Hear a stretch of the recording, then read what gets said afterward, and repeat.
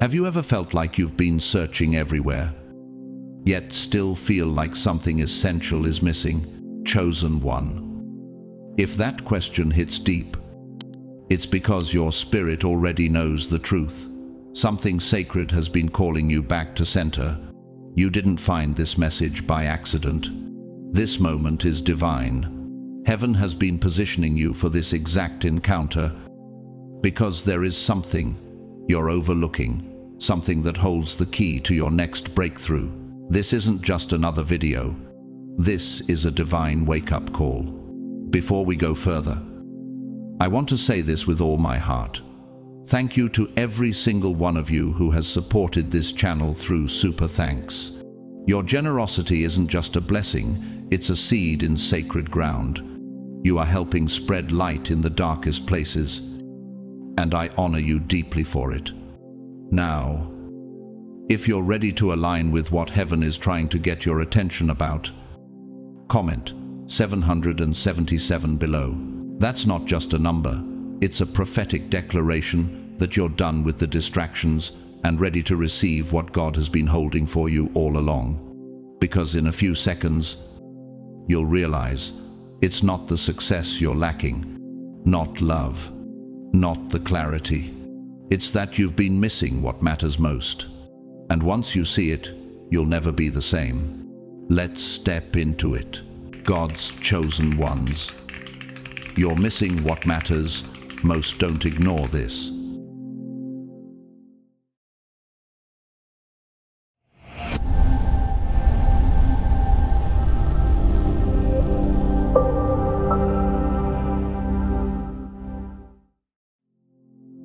Have you ever wondered why you've always felt just a little too intense for this world?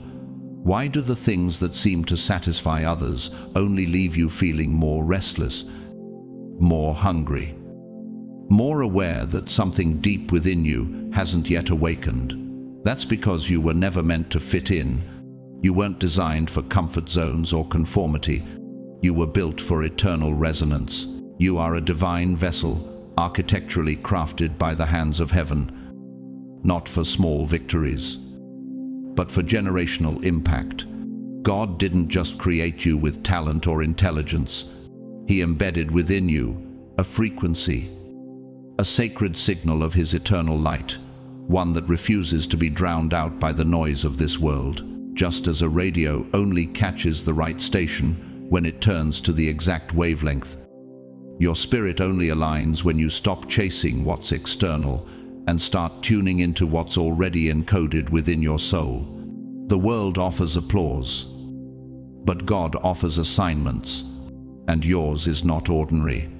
It's cosmic. Just like the stars don't compete to shine, they simply burn from within you. 2. Were created to radiate without comparison. Moses knew what it meant to feel unqualified, astutterer, a runaway, a man buried in his own shame. And yet, when he finally silenced the voice of doubt and tuned into the voice of divine instruction, everything changed. The Red Sea didn't part because Moses was confident. It parted because Moses obeyed. Exodus tepatos 2:2 Then Moses stretched out his hand over the sea, and the Lord drove the sea back with a strong east wind all night. He didn't lead from self-assurance, he led from surrender. So why are you still doubting what God already confirmed inside you? Why are you still waiting for approval when heaven already gave you an assignment? It's not just Moses. Every chosen one starts by wrestling with the call. Even Gideon, hiding in fear, was called a mighty warrior before he ever lifted a sword. Judges 6:12. Heaven always speaks to who you are becoming, not who you've been pretending to be. And yet, the world will try to bribe you with empty crowns, a business title, a social status, a moment of viral fame. But like chasing the horizon, the closer you think you get, the more it slips away. Remember the tragic spiral of Elizabeth Holmes, founder of Theranos, a brilliant mind with a false promise. In her obsession to be revered, she built her empire on deception. Her fall wasn't just legal, it was spiritual. When truth is sacrificed for validation, collapse is inevitable. Contrast that with Fred Rogers, the humble television host and ordained minister. He never tried to be loud, never sought applause, yet his quiet obedience to his purpose impacted generations of children. He once said, "There's no person in the whole world like you, and I like you just the way you are." Why? Because he understood that calling isn't about imitation, it's about illumination. There's a young woman named Maris, a former fashion marketing student who secretly battled depression. Her dream was to build a brand, but God had built her to break chains. After surrendering to her call, she started mentoring teens in juvenile detention. She gave up glitz for glory. No platform, no paycheck, but kids started crying in her presence, sensing a peace they couldn't explain. That's what happens when someone walks in divine alignment. They carry a presence that shifts atmospheres. You've felt that tug before, haven't you? That strange ache when you succeed by the world's standards but feel nothing inside. That unexplainable moment when, in the middle of your achievements, you still feel unseen, unknown, untouched. Even the oak tree, majestic and rooted, began as a hidden acorn, buried, forgotten, unseen, until the right season triggered its upward push. Your spiritual DNA is the same. What's buried in you is sacred. And heaven is now issuing the rainfall, but you must stop watering weeds. Your calling is not found in mirrors or metrics. It's found in the still, holy hum of God's frequency within you. Ephesians 2:10 says, "For we are God's masterpiece, created in Christ Jesus to do good works, which God prepared in advance for us to do." That purpose is not optional. It's not accidental. It's encoded in your very existence. When you walk in that purpose, divine architecture takes over. Every area of your life, your finances, your health, your relationship starts resonating with divine symmetry, like a cathedral built on sacred geometry. Alignment births beauty. The question is, will you keep ignoring the call, or will you step into the wildfire waiting to be lit within your bones? Romans 8:19 declares, "For the creation waits in eager expectation for the children of God to be revealed." That means the world is literally waiting on you to rise. Nature groans for your yes. Heaven echoes it. And you've felt it. Now is the moment, not tomorrow. Not when you're more confident. Not when the timing feels better. Now, rise. Chosen one, let the illusions fall. Let the light speak. Let the frequency within you become the trumpet of God's glory through your life. You were made for this. Have you noticed how everything around you is engineered to distract you? The moment you wake up, you're hit with 1,000 competing voices, notifications, obligations, expectations. It's no accident. The world is designed like a hyper-stimulated ecosystem, an ever-spinning web of comparison, noise, and illusion. You're not just walking through a busy world, you're navigating a battlefield of the mind, a psychological minefield carefully laid out to sever your awareness from what truly matters. But here's the truth. The enemy doesn't want you to rediscover.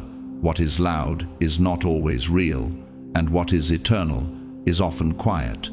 Distractions are like synthetic light, bright but cold. They trick the eye and numb the soul. Just like Las Vegas lights drown out the stars, the world's noise can drown out the whispers of heaven unless you learn to listen beneath the surface. What have you been chasing lately? Applause that fades, approval that shifts like sand, possessions that rust, age, or slip through your fingers like vapor. Why does your spirit feel drained even after achieving what the world calls success? That's not failure, that's friction. That's your divine frequency, clashing with false resonance. The enemy has crafted a strategy of surface-level stimulation. He doesn't need to destroy you if he can distract you. That's why Matthew 6:33 hits with such surgical clarity. But seek first his kingdom and his righteousness, and all these things will be given to you as well. God doesn't ignore your needs. He just demands alignment before reward. The most powerful people in heaven's eyes are often invisible to the world. Why? Because obedience is a frequency few are tuned to.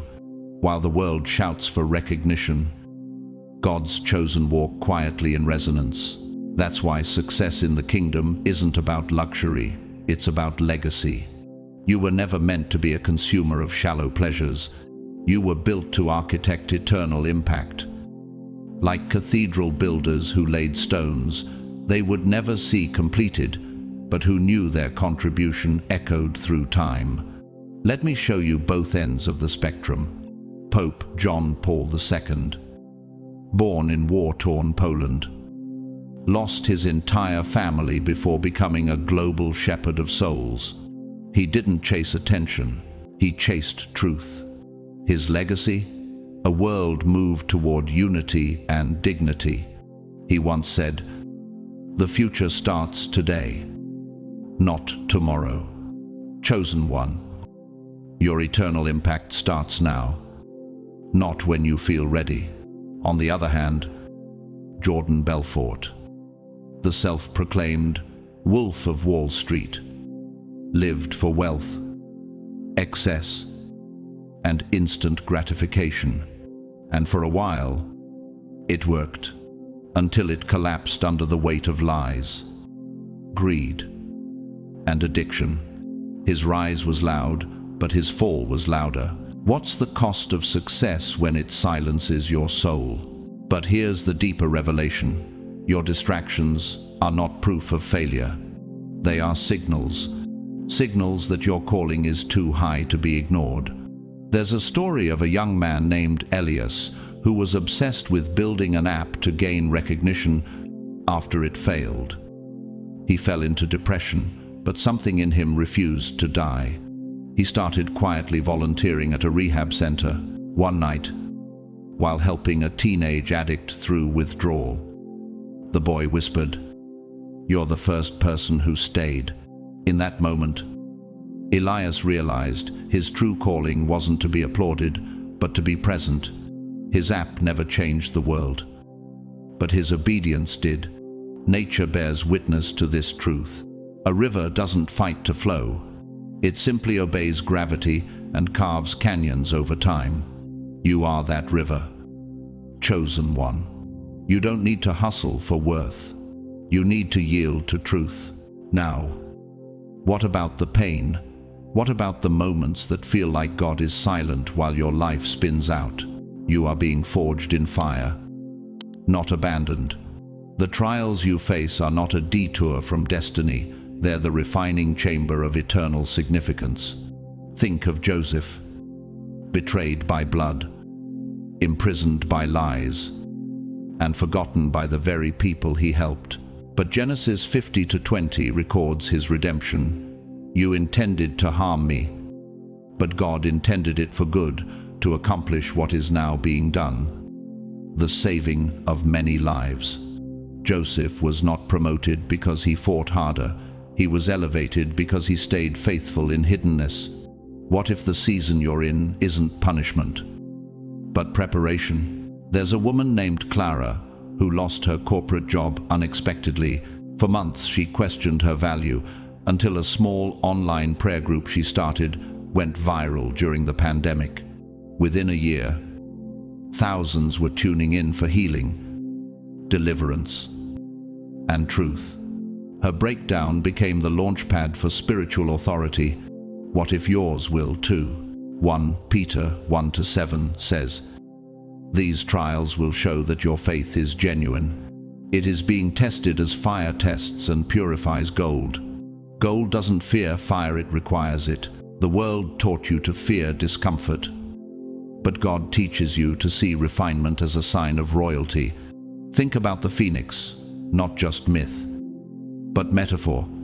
It burns not to end, but to begin again brighter, purer, elevated. You are that rebirth in motion. Are you tired because you've been running from something? Or is it because heaven has been trying to get your attention? Now hear this, the fight is not in vain.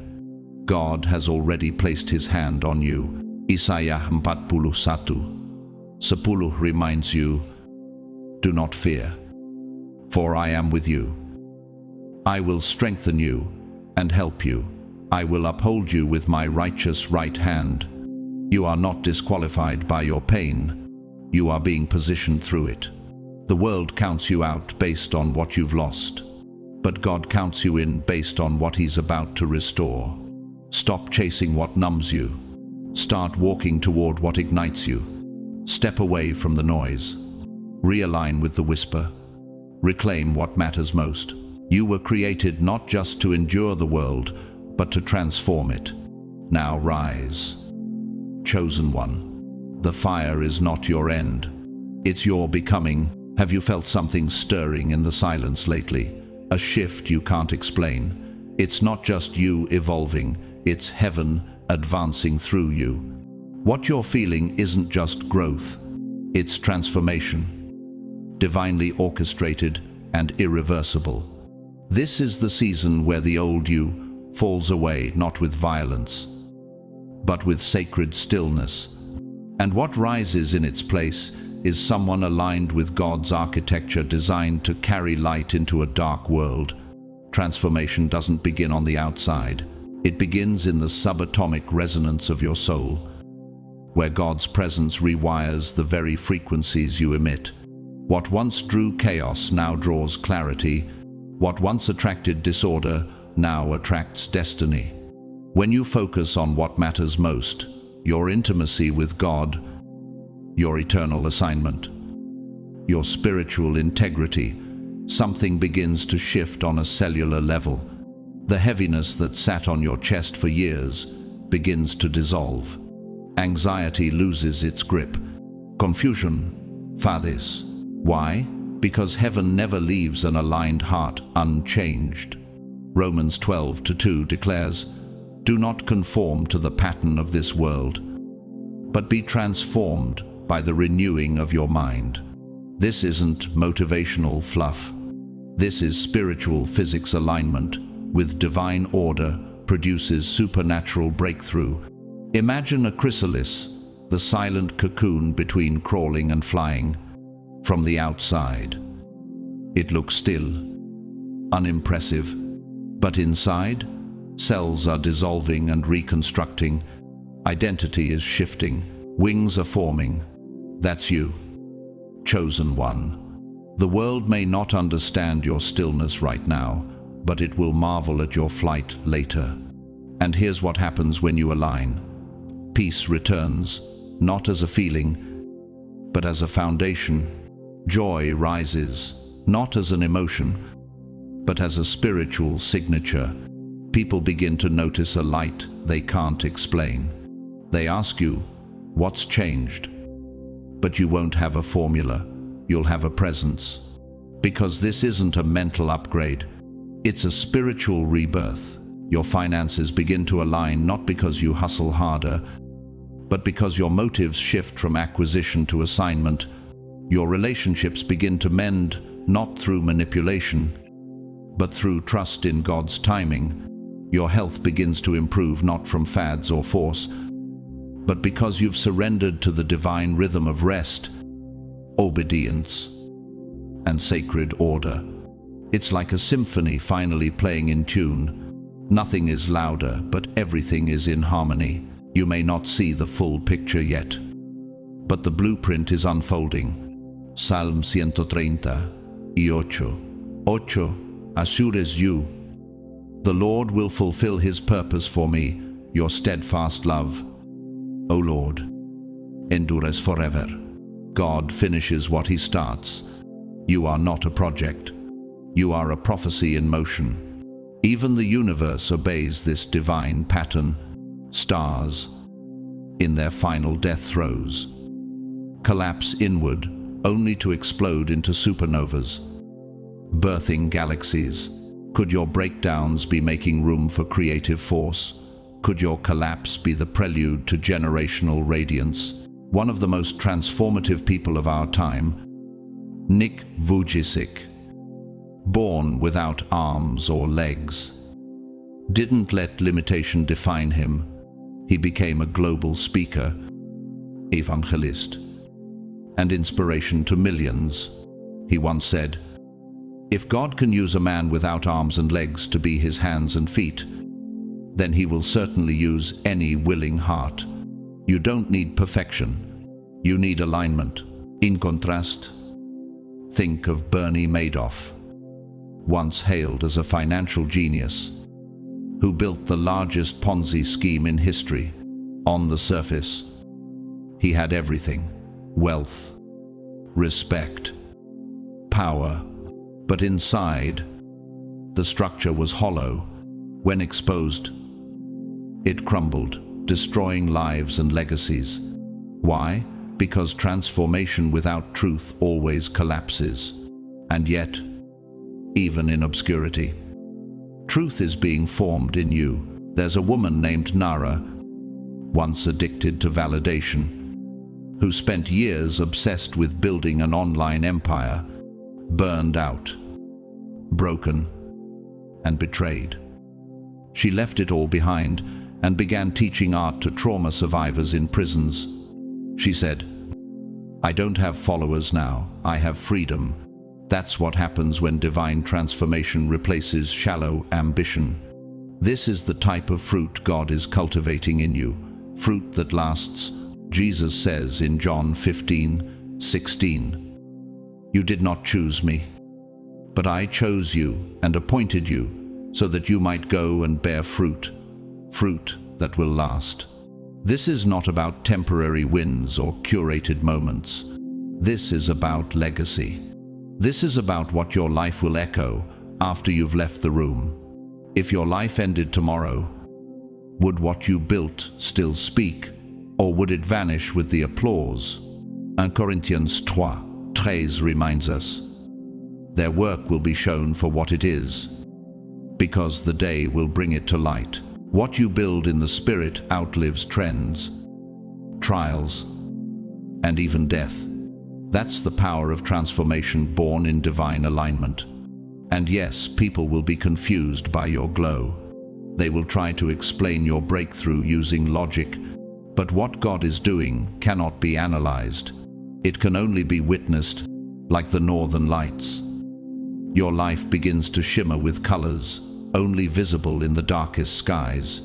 You become the proof that even in pressure, beauty can emerge, even in silence. God speaks loudest. So pause and absorb this. You are already shifting. You are already rising. You are already being prepared for an impact that cannot be erased. When you step fully into this truth, something sacred happens. Your entire life becomes a cathedral of God's glory, built not with stones, but with obedience, resilience, and radiant surrender. You were not created for surface success. You were created to disrupt spiritual atmospheres, to carry a legacy so loud that heaven hears it echo. Chosen one, this is your becoming. Now rise. Radiant one, the cocoon has cracked. The light is waiting. Let's confront something the enemy hopes you never notice. The devil isn't trying to destroy you outright. That would be too obvious. Instead, he seeks to disarm you with distractions, subtle, glittering lies designed to drain your time, question your worth, and fracture your focus. He doesn't need to break your faith if he can blur your vision. His greatest weapon is noise. Have you ever wondered why your peace evaporates the moment you begin praying with intention? Why do interruptions always show up right when you're on the edge of clarity? It's no accident. Hell fears a focused chosen one. The enemy knows he can't cancel your calling, so he tries to cloud it. But here's the eternal truth. His power is counterfeit, but your authority is covenantal. Isaiah 54:17 thunders like a war cry through the heavens. No weapon forged against you will prevail, and you will refute every tongue that accuses you. Did you catch that? Not only will the weapons fail, you will have the power to speak against every lie, accusation, and manipulation. You are not walking through this world unguarded. You are sealed in grace, surrounded by fire, and covered by a king. Why do his attacks crumble in your presence? Because you carry the divine frequency of truth. The enemy traffics in distortion, but when you walk in alignment, your very presence disrupts his systems. Your obedience triggers spiritual dissonance in dark places. That's why you're fought so hard, because you're that dangerous. This is not just poetic, it's spiritual science in psychology. There's something called attentional saturation, when the brain becomes overloaded and stops responding to meaningful input. That's what the enemy wants for your soul: overstimulated, exhausted, spiritually numb. But God designed your spirit to resonate with clarity, not chaos. That's what Daniel understood, thrown into a lion's den by corrupt politicians. Daniel had every reason to panic, but instead, he rested. Daniel 6:22. My God sent his angel, and he shut the mouths of the lions. Daniel didn't fight the lions. He trusted the Lion of Judah, and because of that, the jaws of death were silenced. He didn't survive because he was strong. He survived because he was aligned. You are Daniel in this generation. Your silence is power. Your stillness is warfare. Let me challenge you with something. What's been pulling your attention away from the sacred? Is it anxiety that clings like static? A toxic relationship that poisons your perspective? An inner voice whispering, "You're not enough"? Or maybe it's just the constant pressure to perform for people who wouldn't even notice if you broke. The enemy thrives in your exhaustion, but dies in your surrender. It's time to drop the distractions like dead weight. Let go of the burdens dressed up as blessings. Let go of people who don't speak about your future, only your fears. When you release what doesn't serve your spirit, you make room for what God has already appointed. Psalm 46:10 offers a nuclear truth in a whisper. Be still and know that I am God. Stillness isn't passivity, it's precision. In silence, your spirit recalibrates. In stillness, your frequency rises. What matters most is found there in the gentle voice that doesn't compete with the noise, but conquers it. You are not what happened to you. You are what God is resurrecting in you. Let me show you the contrast. Cardinal Stefan Wyszyński, imprisoned for refusing to bow to a godless regime, remained unbroken. In his silence, his letters changed nations. He once wrote, "Freedom begins in the soul, not the street." Because he prioritized God's presence over political safety, generations were freed through his resilience. Now, let's look at Jim Jones, the cult leader who twisted truth for control. Once an admired community leader, he manipulated thousands into blind allegiance, ending in mass death. Why? Because when someone builds spiritual influence on ego rather than divine order, collapse is inevitable. Without alignment to God's voice, even charisma becomes a curse. But you, chosen one, are marked by a different path. There's a young man named Lior. Once addicted to his own ambition, every time he succeeded, he felt emptier. He was praised publicly, but tormented privately. One night, lying awake after winning an award, he heard nothing but silence. In that void, a phrase echoed, "Is this who you wanted to become?" He quit his job weeks later, moved to the mountains, and began writing devotionals for trauma survivors. His income shrank, but his soul finally breathed. Sometimes loss is the only path to resurrection. Nature shows us this every day. Snakes shed skin, not because they're dying, but because they're outgrowing the past. If they don't release it, they suffocate. So what outdated identity must you release? What skin must you leave behind to step into your divine expansion? Deuteronomy 31:6 gives you this charge. Be strong and courageous. Do not be afraid or terrified, for the Lord your God goes with you. That means the enemy doesn't stand a chance. Not now. Not ever. Chosen one, pause here. Feel the weight of this moment. You're not who they said you were. You're not what the world labeled you. You are God's design, heaven's echo, a warrior of light. You are not defined by your mistakes. You are defined by your becoming. And that breakthrough you keep praying for, it's already forming. Every prayer you whispered in exhaustion, every tear you buried in your pillow, none of it has been wasted. You're not about to be delivered. You're already being transformed. So rise, shake off the lies, silence the noise, and walk like someone the enemy fears, because that's exactly what you are. Have you ever walked into a room and felt the atmosphere shift before anyone spoke a word? That's the power of unseen resonance. That's what happens when a chosen one steps into alignment with heaven. Your presence emits more than light. It emits glory.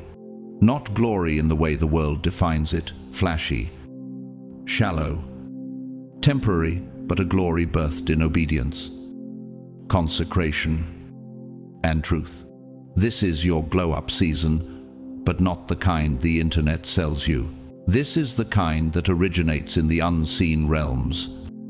A divine glow forged not through self-improvement, but through soul surrender.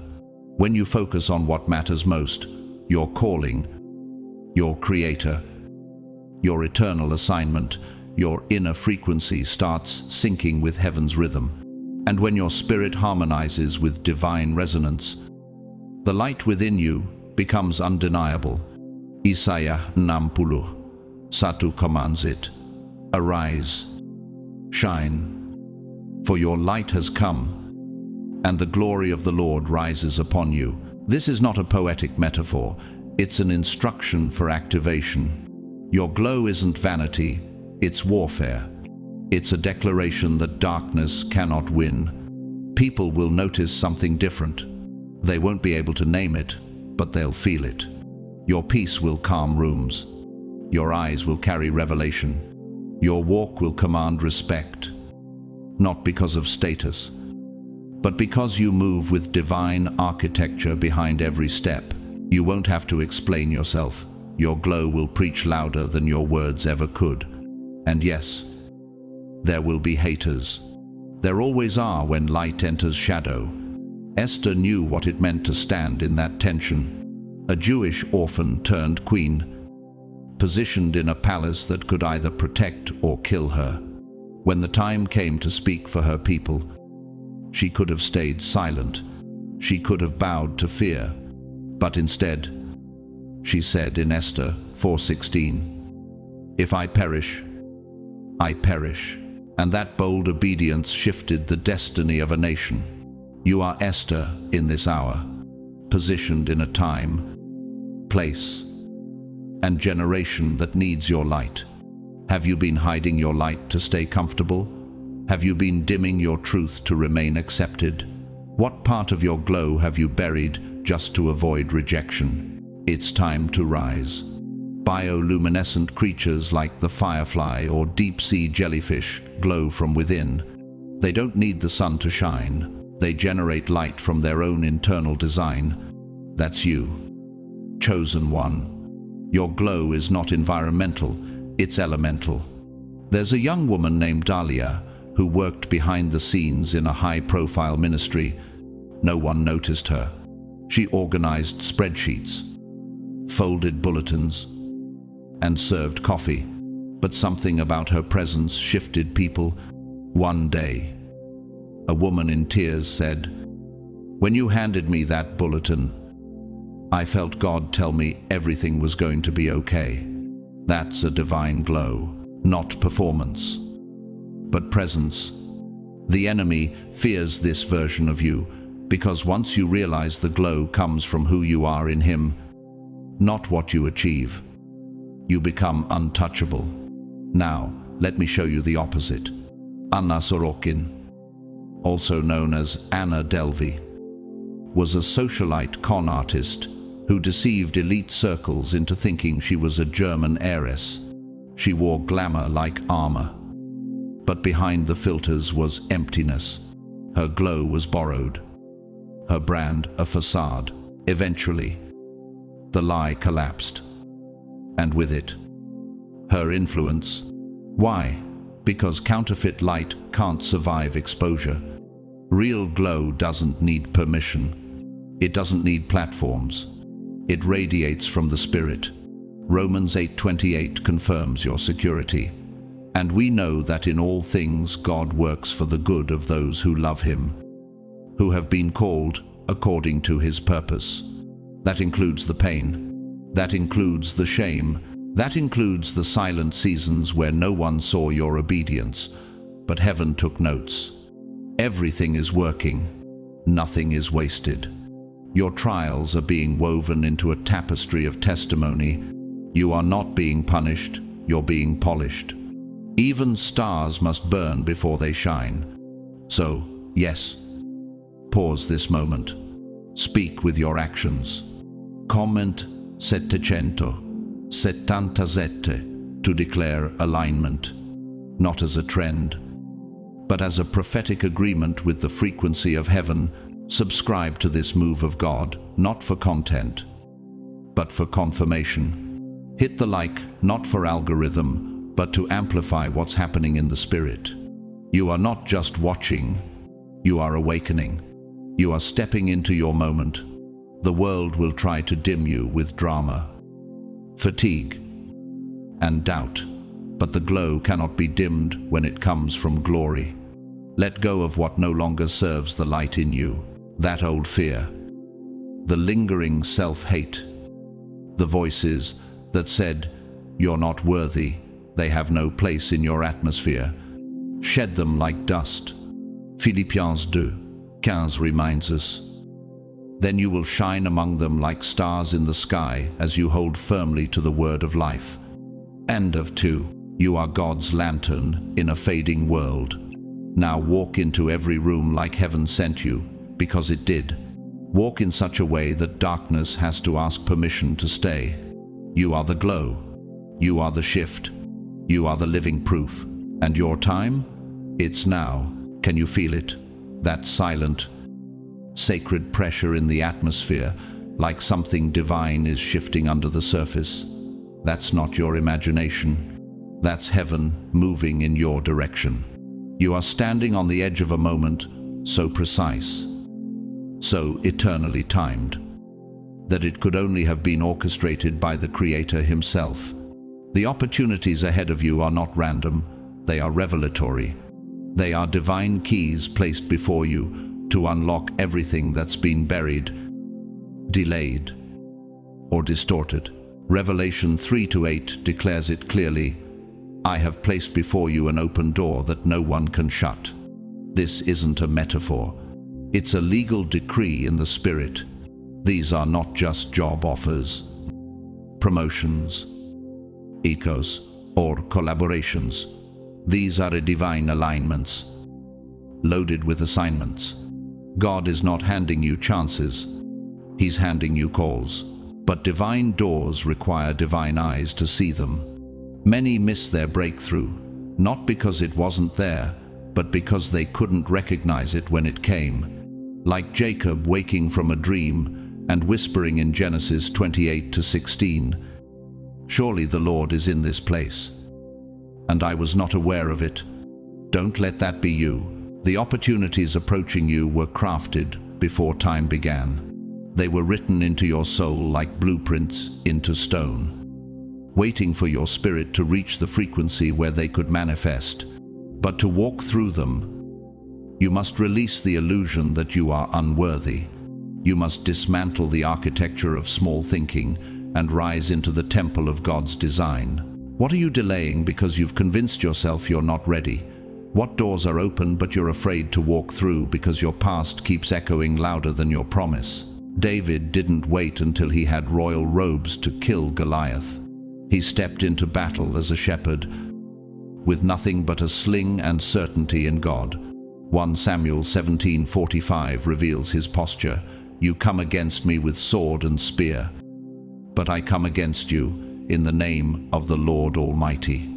He didn't look the part, but he carried the presence. That's what you carry too. You may not see it yet, but the giants in your life have already been marked for defeat.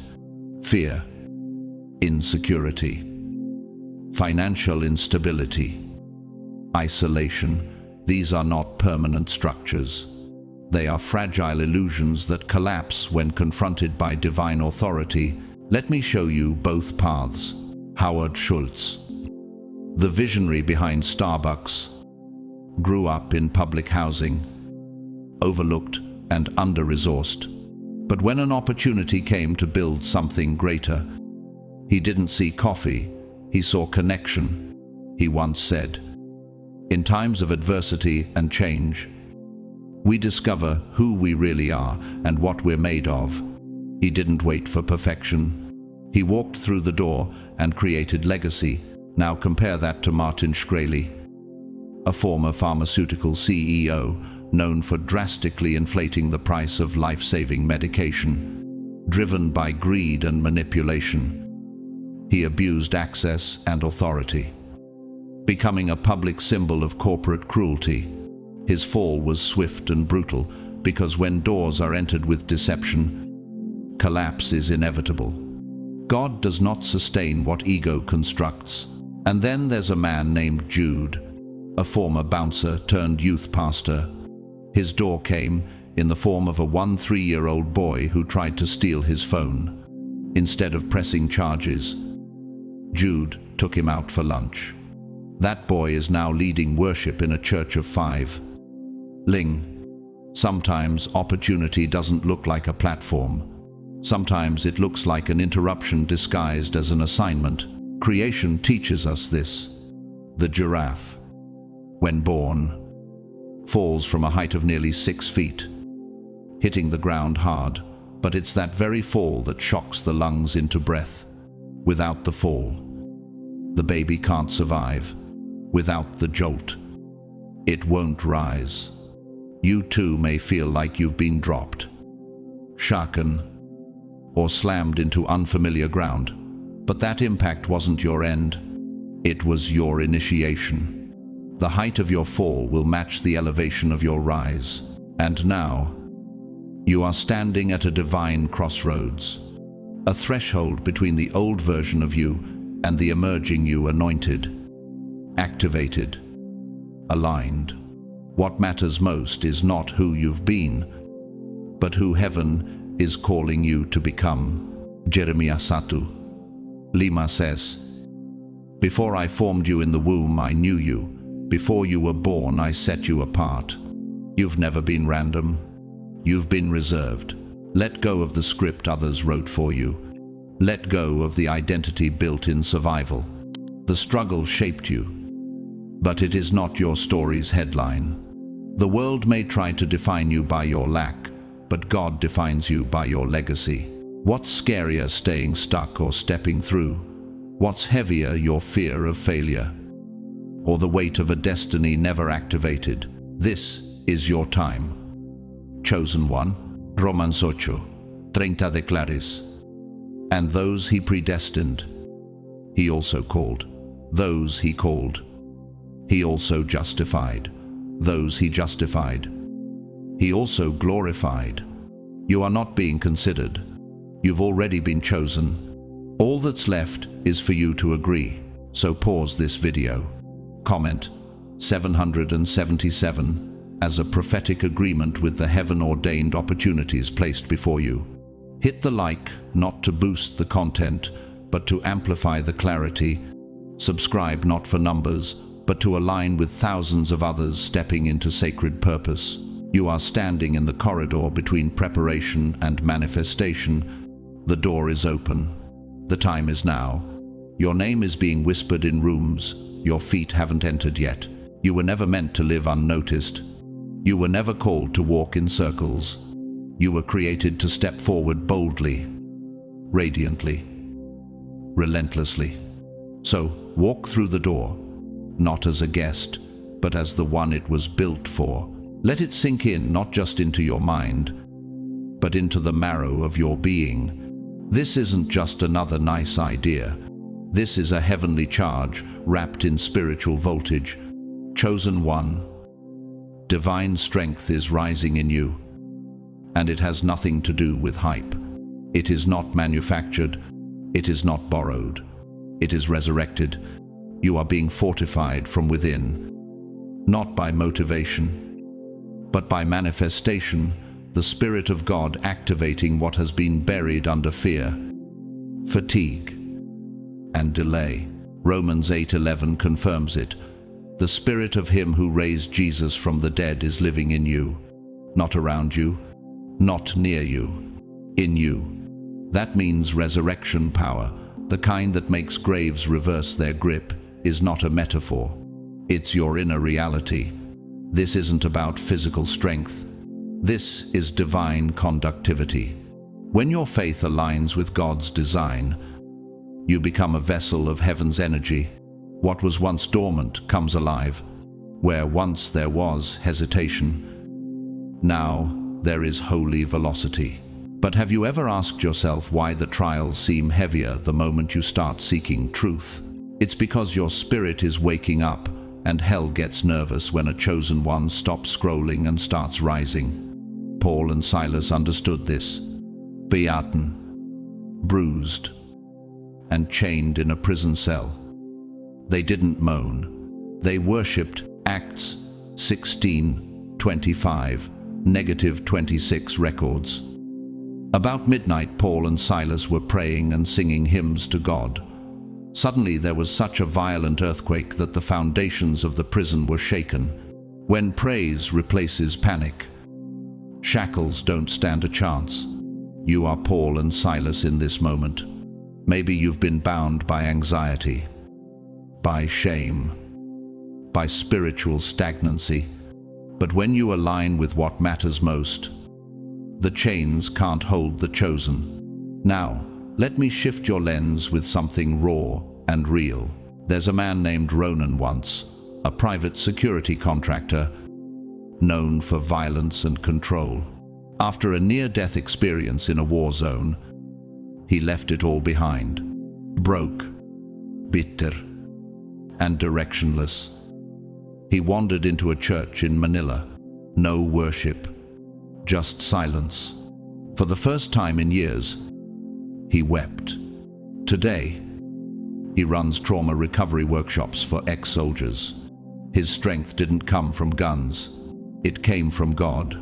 The fire didn't kill him. It reforged him. The banana plant looks like a tree, but it's not. It has no true trunk, just tightly packed layers of leaves, rising in humble silence. It grows rapidly, but doesn't bear fruit until it breaks open from within.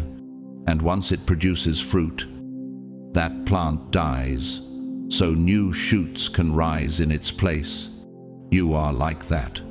Your strength isn't in show, but in surrender.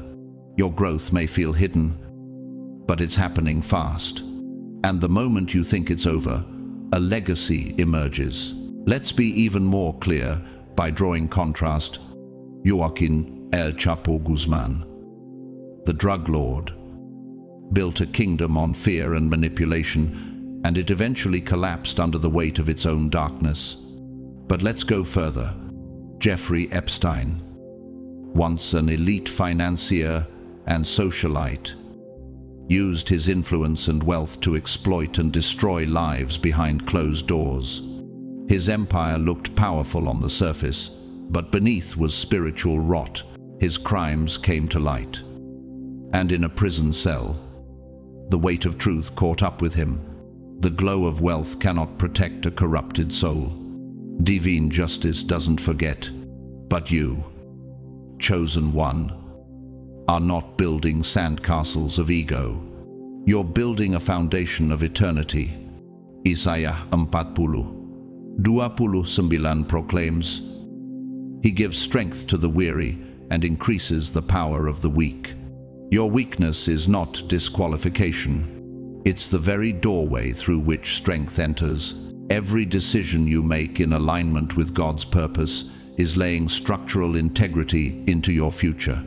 Like steel inside concrete, it's unseen, but it is everything. What would change if you fully believed you were chosen? You would stop explaining your value. You would stop apologizing for your glow. You would stop shrinking in rooms you were born to lead. Your life would become a cathedral of glory, not because of perfection, but because of surrendered power. You'd walk into darkness and light would follow. You'd speak truth and strongholds would shake. Ephesians 3:16 prays this over you. I pray that out of His glorious riches He may strengthen you with power through His Spirit in your inner being. That's where it begins, not in the mirror, in the depths of your spirit. So, pause this moment. Comment 777 if your soul knows you've been playing too small. Subscribe not for content, but because you're aligning with divine acceleration. Hit like not for engagement, but to release a signal into the spirit. I am ready. Ding, chosen one. Rise in your God-given strength. Stand firm like a banana plant, rooted deep, breaking open, not in weakness, but in legacy. Let the old shell die if it must, because fruit is coming. This world doesn't need another copy. It needs the unshakable, unchained, undeniable. Let's talk about the divine peace that's been calling your name. Chosen one. The kind of peace that silences the war within. Not a peace born from predictability or control, but from surrender to the eternal architect of your life. Scripture tells us in Philippians 4:7, the peace of God, which transcends all understanding, will guard your hearts and your minds in Christ Jesus. This is a neurological mystery, how divine alignment calms the chaos of your limbic system, regulates the storm of your thoughts, and recenters your identity, not in reaction, but in reverence. You were never meant to live storm-tossed. You were meant to live anchored. Think about Jesus sleeping through the storm in Mark 4:39. While the disciples were drowning in fear, He rested because He trusted the Father. You are in that same boat. Chosen one. You may feel the winds screaming, the waters rising, the world collapsing, but inside your soul is a command waiting to be spoken. Peace. Be still. All. Now pause. What would shift in your life if you stopped chasing clarity and started chasing presence? The woman at the well in John 4 lived in perpetual shame, abandoned by the community and loaded with relational wounds. Yet in one moment of divine conversation, Jesus saw beyond her history and spoke into her destiny. That woman became a vessel of revival.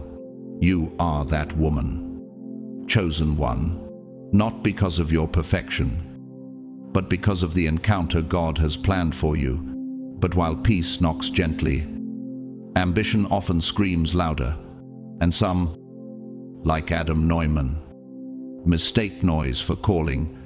Neumann, the charismatic founder of WeWork, claimed his mission was to elevate the world's consciousness, but behind the idealism was an unchecked ego, lavish spending, grandiose, spiritual language, and messianic delusions led to one of the most catastrophic collapses in startup history. Why? Because even a God-sized vision will rot when it's rooted in self instead of surrender. Now contrast that chaos with creation. The salmon begins its life in fresh water, often a small stream far inland. It grows, develops, and then embarks on an epic journey to the vast, open ocean. It thrives there, navigating immense distances and facing countless challenges. But here's what most don't realize. After years of growth, when it's mature and strong, it returns to the very stream where it was born to spawn. This arduous upstream journey, often against powerful currents, is its final act. It lays its eggs, ensuring the next generation, and then its life cycle complete. It dies. That death isn't failure, it's legacy. It passes on life, nourishing the ecosystem and providing for the young fry that will soon emerge. Like the salmon, you were never designed to just grow. You were designed to reproduce fruit that outlives your name. What have you been watering that bears no fruit? What have you sacrificed peace for performance, applause, control? Ephésiens 3:20 promise. Now to him who is able to do immeasurably more than all we ask or imagine. But that overflow comes when you're aligned, not just ambitious. Abraham understood this. When God called him to leave everything, he didn't cling to comfort. Genesis 12:1-3 shows us a man who chased a promise unseen, and that journey, fueled by obedience, birthed nations. You are Abraham in this moment, chosen one. Every step toward peace is a step toward eternal impact. Now breathe this in. Your soul doesn't want more success. It wants stillness. Jeremiah 29:11. For I know the plans I have for you, declares the Lord. Plans to prosper you and not to harm you. That promise becomes your atmosphere when you stop idolizing certainty and start honoring divine peace. Isaiah 26:3 seals it.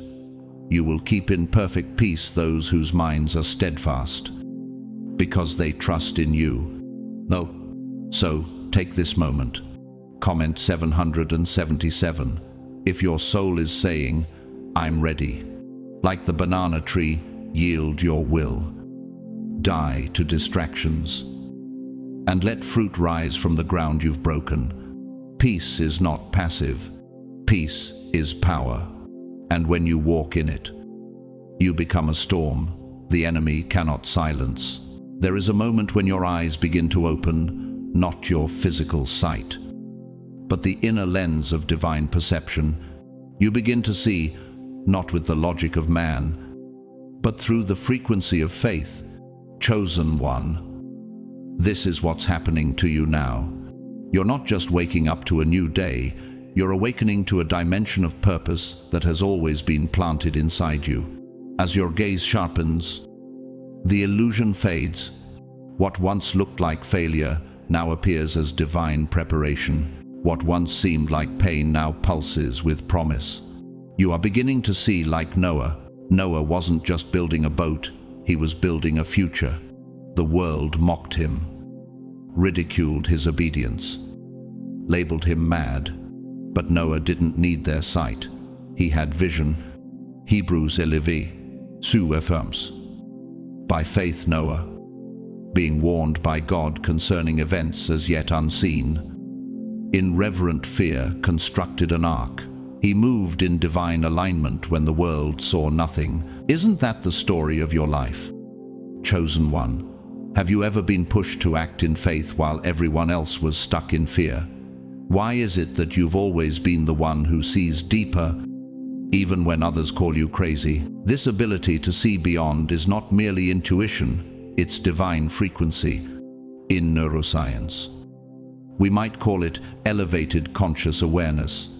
In architecture, it's the master blueprint that only the builder understands, while others see scattered beams. You are holding God's blueprint in your spirit. The world sees dirt, you see foundation. The world hears thunder, you hear calling. One rising entrepreneur named Gabriel shared how, after losing his entire business to a scandal he didn't cause, he heard what he could only describe as a silent vision in prayer. He sketched a new strategy on a napkin, and 3 years later, that napkin turned into a company that now supports thousands of families. What kept him going? Not sight vision, not clarity, faith, and yet, on the other end. Think of infamous art dealer Inigo Karan, a man known in the elite art world for forging masterpieces. Once hailed as a genius curator, he built a kingdom of lies, faking Van Goghs and Monets. For a while, he saw opportunities, but never purpose. When his empire collapsed under FBI investigation, what remained wasn't wealth, but avoid. His vision was limited to profit. Yours is anchored in eternity. Have you been doubting the instructions God whispered in the silence? Are you hesitating because others can't see what you see? That's how you know it's divine. If it made sense to everyone, it wouldn't be sacred. God doesn't need the crowd to approve your calling. In 2 Corinthians 5-7 it says, "For we live by faith, not by sight." You, chosen one, were never meant to follow the eyes of the world. You were meant to walk by what the Spirit reveals. Divine vision isn't about knowing every step. It's about trusting the direction. Let nature remind you of this. The peach tree, unlike many fruit trees, doesn't blossom recklessly. It waits for frost to pass and warmth to deepen the soil. Its pink flowers are fragile, but timed with divine precision. You might look at a bare tree in winter and think it's dead, but deep in the root system, it's preparing an explosion of fruit. The same is true of you. Just because nothing is blooming yet doesn't mean you're behind. You're in sync with heaven's calendar. Chosen one. Are you willing to remain hidden while heaven refines your bloom? In the Gospel of John, Jesus told Nathanael in John 1:50, "You will see greater things than these." You will, but only when your eyes are tuned to what matters most. Distraction distort, doute dim, but divine clarity can cut through the fog. Even in the midst of betrayal, Joseph held on to vision. Sold, falsely accused, and imprisoned, he still carried the image God gave him. Genesis 50:20 says, "You intended to harm me, but God intended it for good." What others called misfortune was God's redirection. One example comes to mind. Diana, a middle-aged woman who gave up her corporate job after a recurring dream of building a wellness center in the desert, with no money, no investors, just vision. She began recording voice memos of what she believed God was revealing. Today, the oasis is a sanctuary for burned-out leaders, and hundreds have testified of supernatural healing on that dry land. It began with divine vision. Do you feel it stirring inside you too? This isn't random. Ephesians 1:18 captures it beautifully. "I pray that the eyes of your heart may be enlightened, in order that you may know the hope to which he has called you." You're not just chosen, you're being given sacred sight. Now's the time to cast aside the opinions of the blind who mock what they cannot see. Your life is not meant to be a mirror of culture, it's meant to be a window into heaven. Every vision from God carries resistance, but resistance doesn't cancel the call, it confirms it. Chosen one, You are not delusional. You are prophetic. You are not unstable. You are unveiling something eternal. Don't shrink your sight to match their understanding. Expand your faith to match God's intention. Isaías 43:19 declares, "See, I am doing a new thing. Now it springs up. Do you not perceive it? Perceive it. Chosen one, receive it. Declare it. Let the noise of the world fade and the resonance of God's frequency rise within you. This is your moment to lift your eyes, not outward, but upward. The vision is alive in you. Stand up. Step in. See clearly. Walk boldly. When divine confidence rises within you, chosen one, it does something more profound than embolden your personality. It re-engineers your internal architecture. You stop walking like a beggar in the world and start moving like someone who knows they were sculpted by the very hands of God. This isn't ego. It's a revelation. It's not about being loud. It's about being grounded in eternal truth. The kind of confidence that isn't shaken by rejection, nor inflated by applause. It's the kind Joshua carried when he faced Jericho, not with a sword, but with the sound of obedience. Joshua didn't size up the walls. He measured the word of God against them. And when he obeyed what sounded like divine absurdity, marching silently around a fortified city, they fell without a single blow. Joshua 6:20. Can you imagine what would happen if you stopped fixating on your walls and started aligning with your assignment? You're not just anyone. You are God's battle-tested blueprint. Chosen before time. Backed by the Spirit that raised Jesus from the dead. Romans 8:11. There's a frequency in your bones, one heaven recognizes and hell fears. The ancient architects of Gothic cathedrals designed every spire to point upward, drawing the eye to heaven. That's what your life is meant to do now. Lift eyes, shift atmosphere, break chains by simply existing in alignment. You're walking into rooms where confidence isn't announced. It's felt. Your energy disturbs the frequency of fear. Your presence stirs discomfort in the counterfeit. And yes, some will resist you. That's how you'll know you're on the right path. True alignment doesn't come without resistance. Michelangelo, the sculptor of the David and the ceiling of the Sistine Chapel, once said, "I saw the angel in the marble and carved until I set him free." That's what God is doing with you right now, chiseling away doubt, anxiety, insecurity, until only the divine image remains. But not everyone wants you free. Some only liked you when you were imprisoned by your own self-doubt. They won't say it, but your healing offends their stagnation. Now, think of someone like Goliath, a symbol of worldly strength, towering, loud, full of taunts, but hollow. Goliath depended on size, not truth. And because he underestimated David's anointing, he fell by the hand of a boy with a stone and a vision. You carry a similar danger to darkness when you know who you are.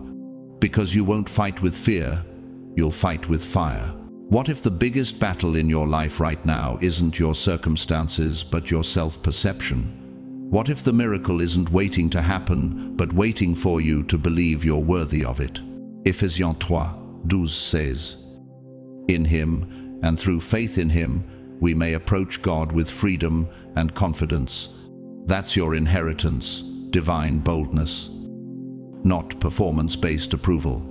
I once heard the story of a woman named Moriah, a trauma nurse in a war-torn region. She was quiet, gentle, unnoticed by many. But during an attack on the hospital, when chaos erupted, it was her stillness that anchored everyone. She held the wounded and whispered scriptures while bullets flew. She didn't scream. She didn't panic. Her confidence wasn't in her training, it was in the one who had trained her spirit. That's you. Your quiet strength shifts atmospheres more than noise ever could.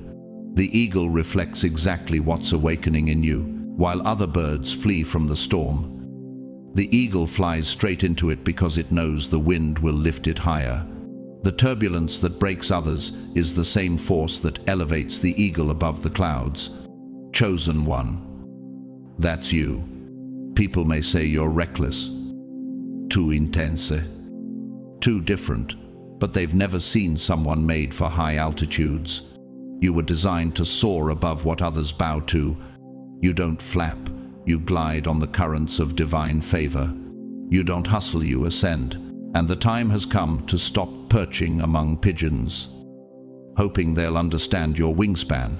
What voices have you allowed to define your worth? What fear are you still negotiating with in secret? Why are you still standing at the edge of your promised land, questioning if you're qualified to enter? Hebrews 10:35 declares, "So do not throw away your confidence. It will be richly rewarded." God doesn't anoint the perfect. He anoints the available. Let this truth ignite something ancient in your bones. You were never called to be tolerated. You were born to be disruptive. Your confidence is not rebellion. It is resonance with the throne room of heaven. It is the echo of God's original intention for you made manifest. You are the answer to a broken system's prayer, the light in rooms designed to dim you, the sword in spiritual warfare, disguised as a smile. Chosen one. If you knew how close you were to your divine manifestation, you'd stop hesitating. You'd stop explaining yourself. You'd stop walking like your knees are made of fear instead of fire.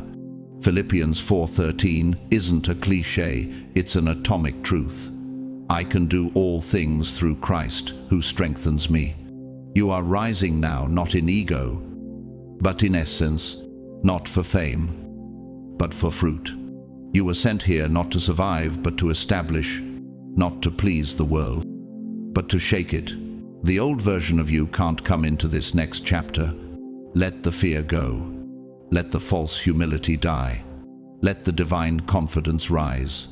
Because the world doesn't need more noise. It needs more light. And your light is ready to blind the enemy.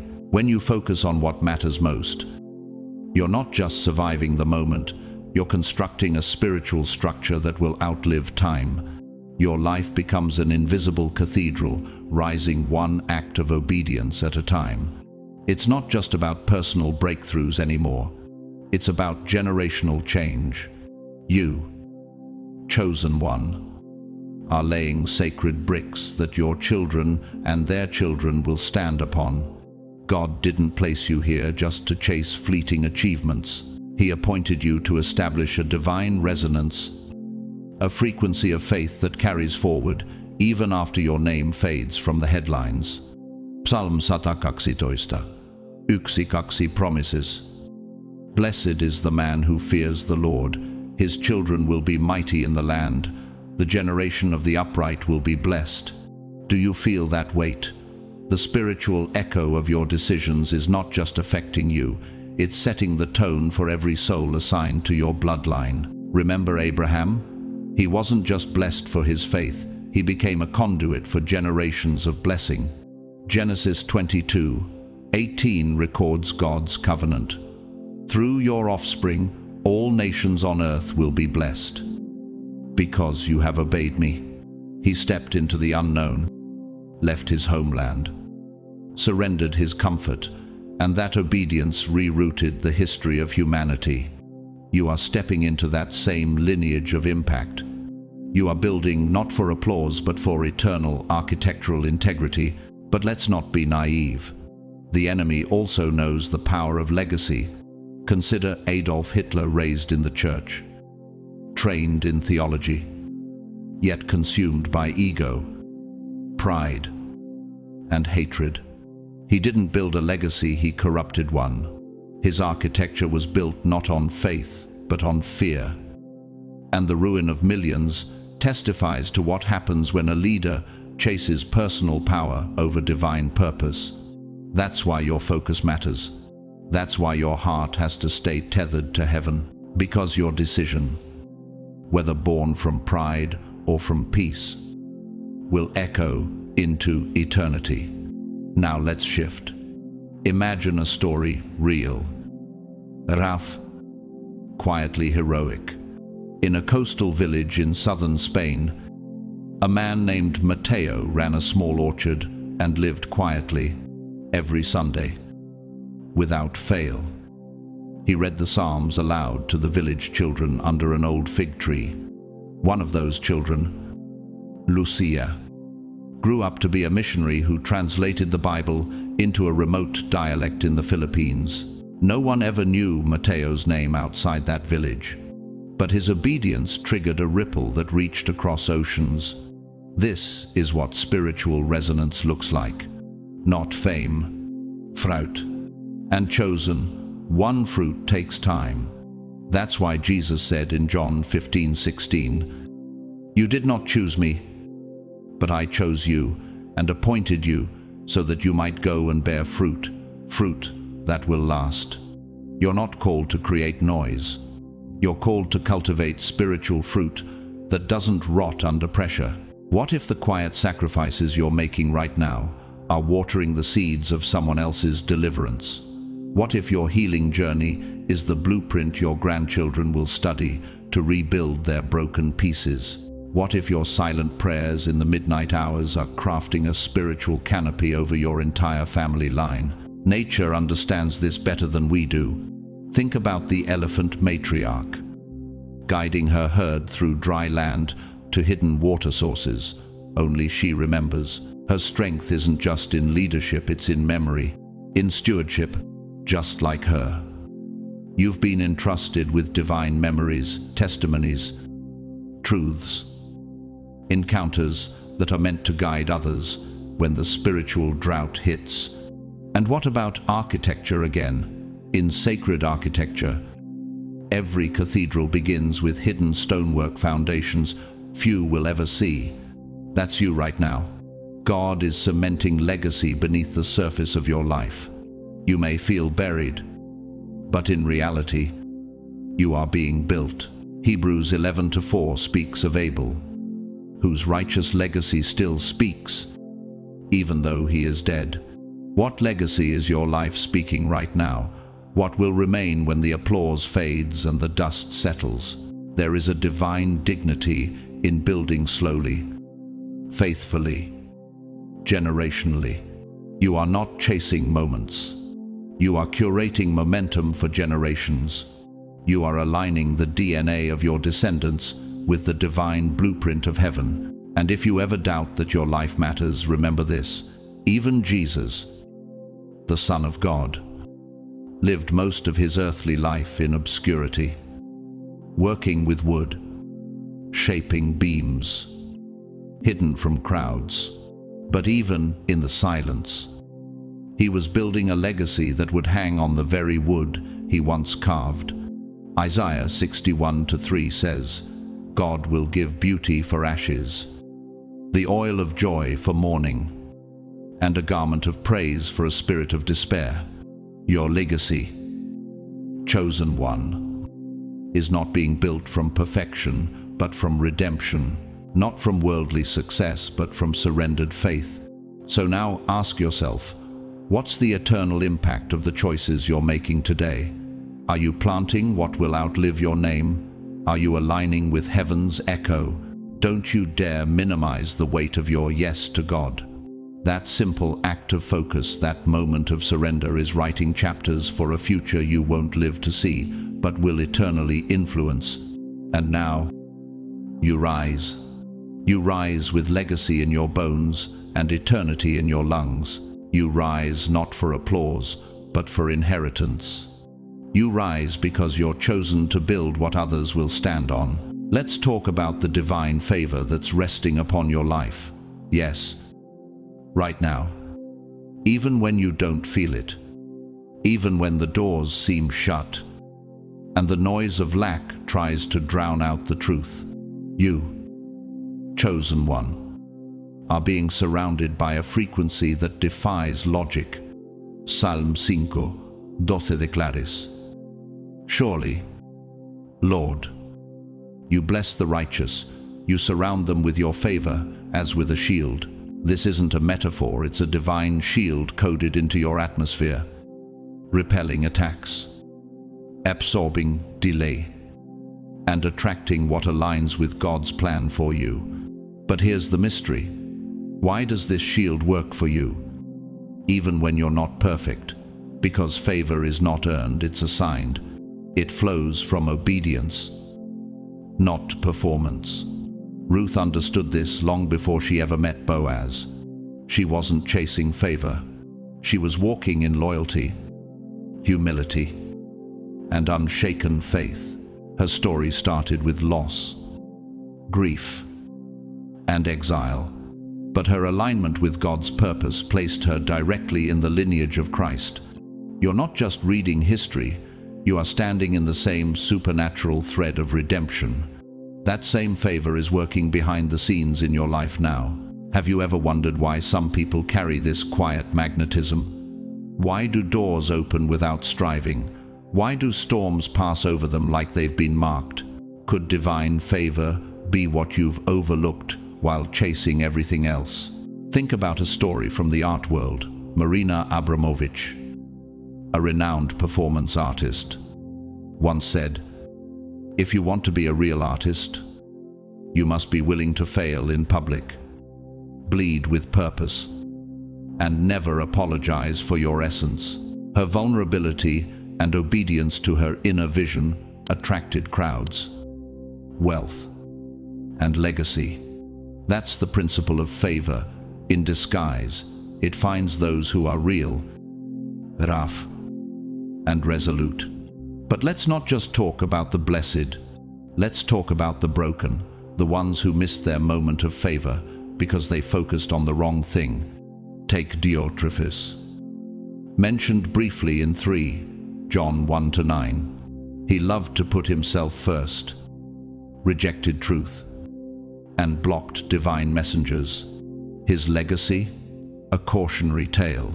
What would have happened if he humbled himself like Ruth instead of exalting himself? The door of favor slammed shut on him because his ego outran his purpose. Divine favor doesn't visit the proud. It visits the surrendered. Now let's ground this in creation. You are not a leaf drifting in the wind.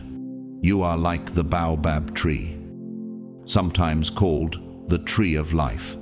For years it may look plain, bare, even dead, but underground it is storing water, building resilience, and preparing to burst with fruit in due season. That's what favor does to a chosen one. It hides you to prepare you. It roots you deep before you ever rise tall. Are you willing to grow even when no one claps? That's where favor begins. Let this question sink in. What if what you call delay is actually divine choreography? What if your unanswered prayers are making room for God's outrageous provision? Isaiah 60:10 says, "In my favor, I will have mercy on you." Favor is never just for your convenience, it's for your calling. It's the quiet storm that levels opposition without you lifting a finger. The world calls it luck, but heaven calls it legacy. A woman named Claudine worked in obscurity as a receptionist at a law firm. She wasn't flashy, didn't network, never played politics, but every lunch break, she prayed over the office and quietly encouraged her co-workers. One day, the CEO walked in broken, tired, and near divorce. Claudine gave him a word that no one else had the courage to speak. Years later, that same CEO promoted her to head of operations.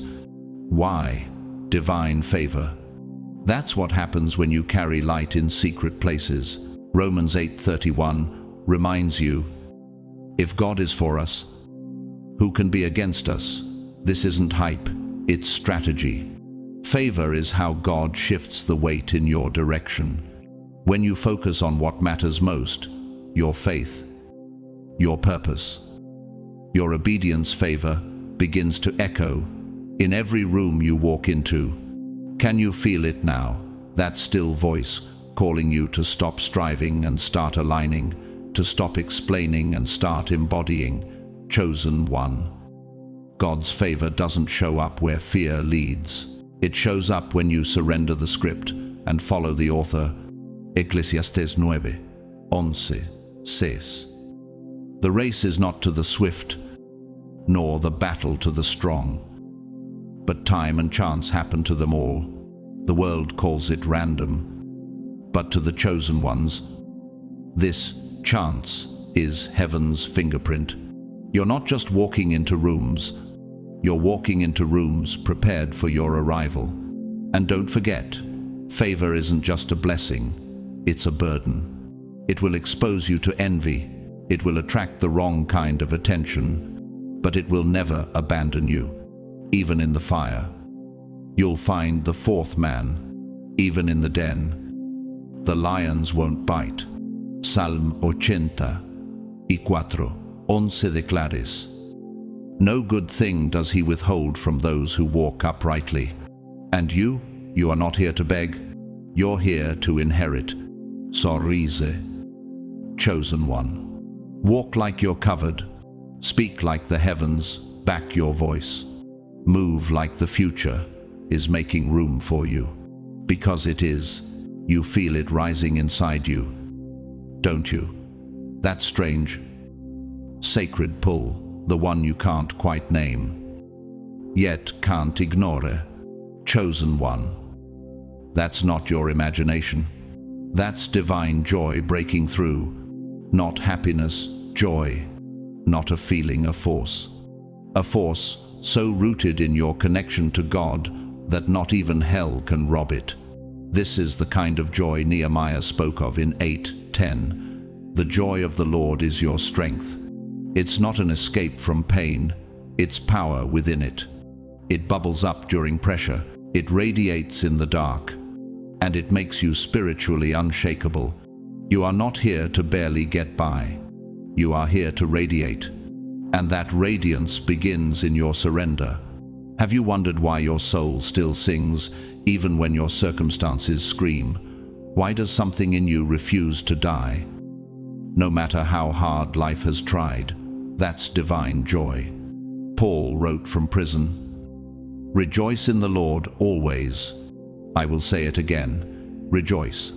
He wasn't faking peace, he became it. Your joy is not random, it's a spiritual weapon. It protects your atmosphere. It shifts your perception. It magnetizes miracles.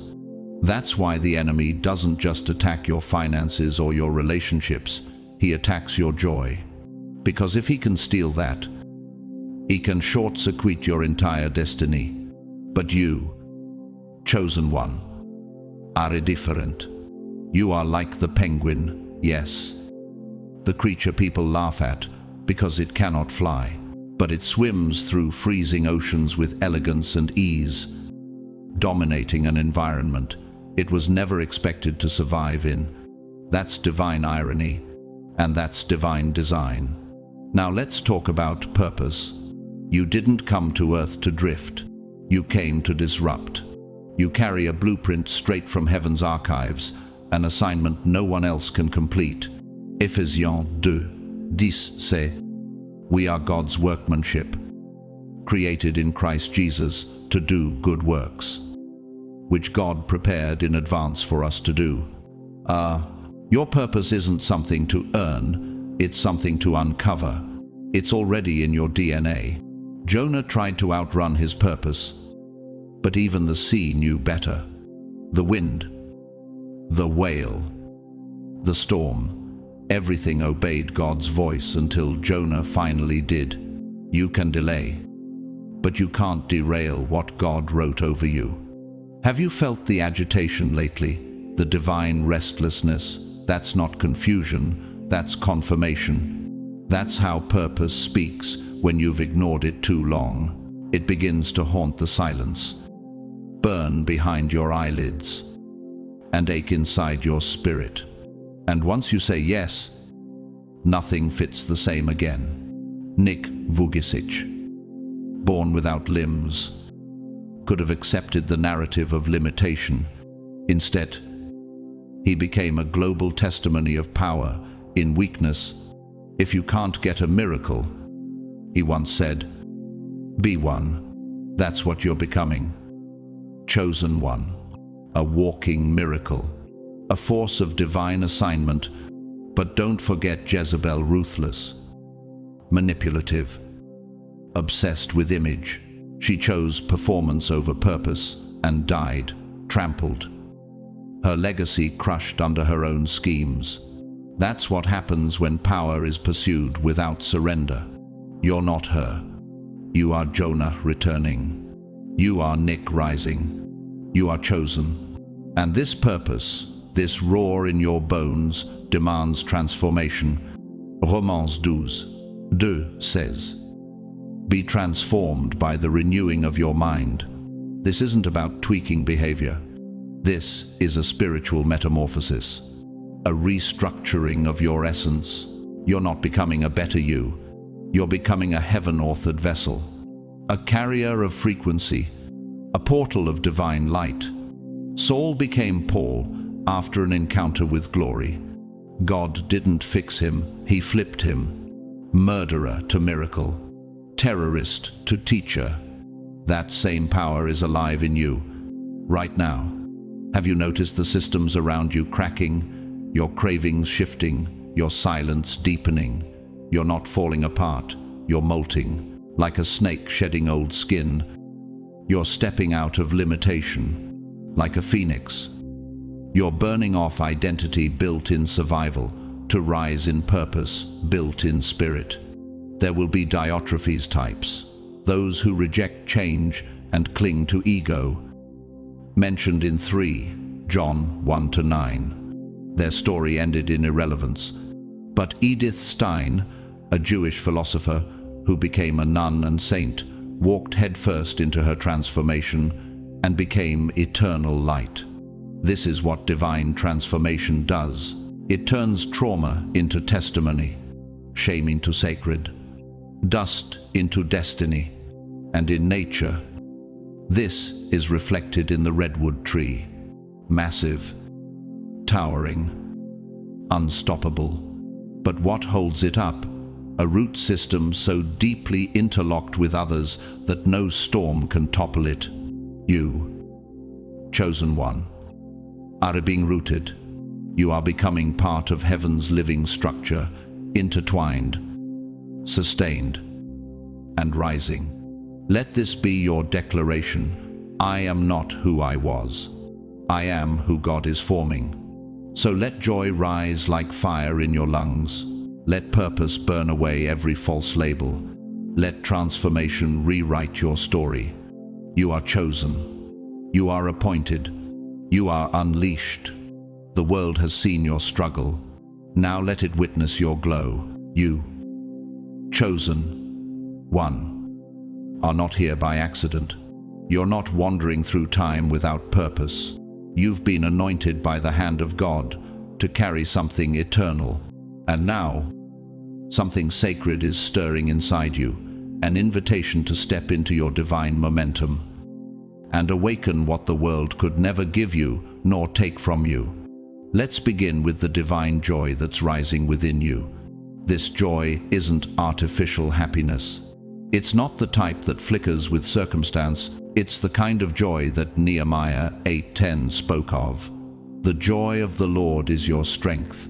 It's atomic, resilient, unexplainable. A joy that dances in the fire and sings in the storm.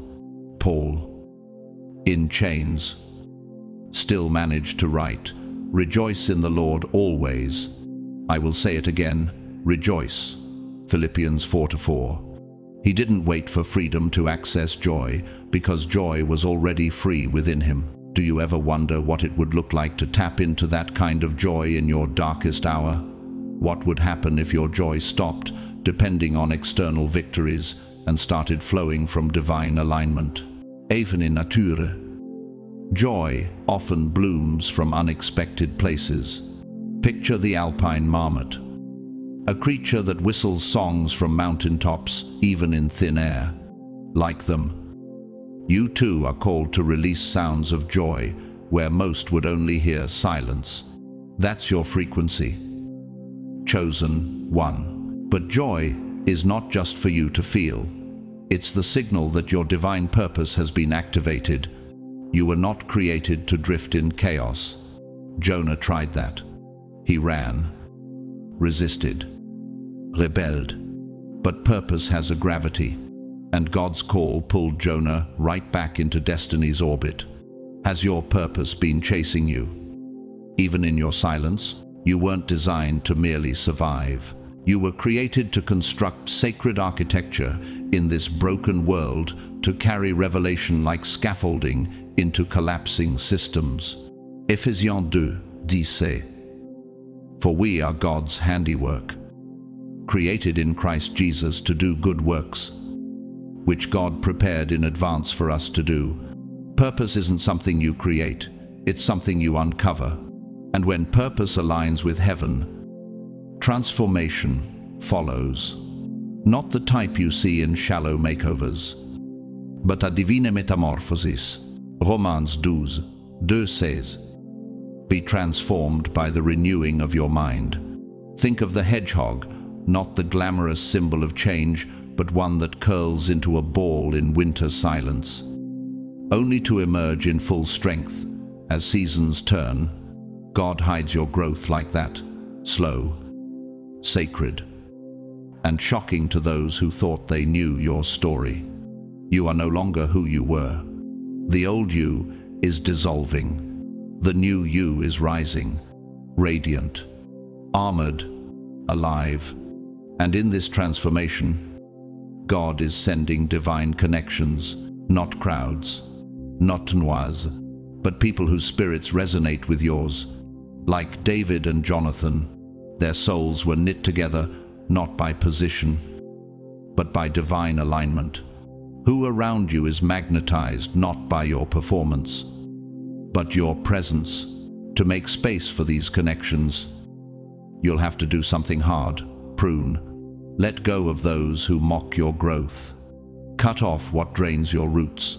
Like the red mangrove tree that survives in salt water by filtering toxins through sacrificial roots, you too must shed what poisons your purpose. Not all connections are divine, but the right ones, they'll shift your entire atmosphere. And when divine connections come, so does divine wisdom. This isn't about intellect. This is about insight that slices through confusion, like light through fog. Proverbs 2:6 says, for the Lord gives wisdom. From his mouth come knowledge and understanding. Solomon didn't ask for power.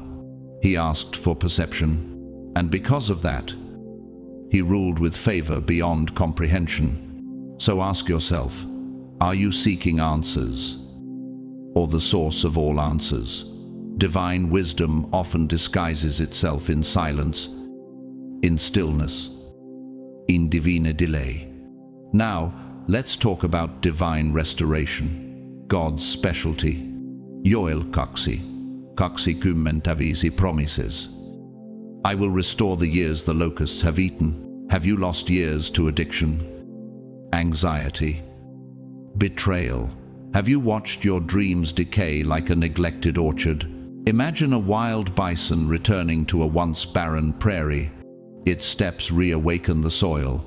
Life returns simply because the right presence walked in. That's you, chosen one. Where you step, restoration follows. Not because you fight harder, but because you finally focused on what matters most, Him. But not everyone wants you to walk in this truth. Let's talk about the villain, Marcel. Once a global speaker known for his influence, slowly abandoned purpose for power. He began manipulating people's pain, preaching for profit, drowning in vanity. One night, standing in front of thousands, his voice cracked mid-sentence and never returned. Physically unharmed, but spiritually silenced. Divine favor, her lift. Legacy lost. This is what happens when favor is mistaken for entitlement. You don't carry light to be worshipped. You carry light to illuminate. In contrast, Jean Vanier, founder of L'Arche Communities for the Disabled, spent decades building homes where the world discarded people. His life whispered, "True power is found in vulnerability." That's divine confidence, not loud, but seismic. And now you, chosen one, are being called into your own seismic shift. This is your moment to rise, not just emotionally, but spiritually, intellectually, even scientifically. You are a resonator, vibrating at the frequency of heaven. Every choice you make creates ripple effects. Every yes to God restructures the very blueprint of your legacy. So I'll end with this. Stand. Stand like a lighthouse in a storm. Stand like a violin string tuned to divine frequency. Stand like Elijah on Mount Carmel, surrounded by doubters, but consumed by fire. This is not just inspiration. This is a holy summons. You are not broken. You are being rebuilt. You are not late. You are right on God's time. You are not just chosen. You are awakened.